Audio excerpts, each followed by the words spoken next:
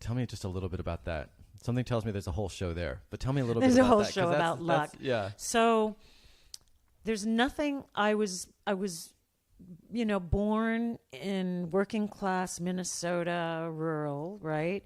And I was lucky enough to have a mother who was, this sounds strange, but pulled out of school in the 8th grade. And so she very much wanted us to do school. Mm-hmm. So I'm the first high school educated girl. Nice.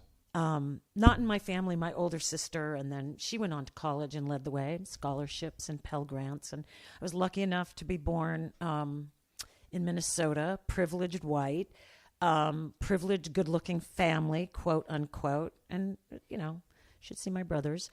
And you can show me pictures later. And lucky enough to be in Minnesota where there's really great education, especially back then, and a lot of lucky enough to be born before Reagan was president. There were a lot of Pell Grants for working class kids.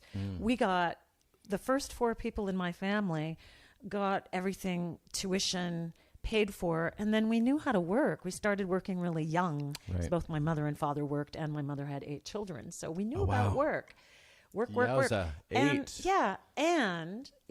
And we knew how to work. We had valued education. My mother had her beautiful heart and her shame really created inside of her this push, like my children are gonna get educated. Yeah. And we did. You did, yeah. All of us. Right. I love that. All 8. So, all 8. Okay. It got harder for the last 4 with Reagan coming into office, and they took away money for working class and poor kids. Yep. But still figured it out somehow. It's an interesting story. Okay. We've got more stories there. Okay.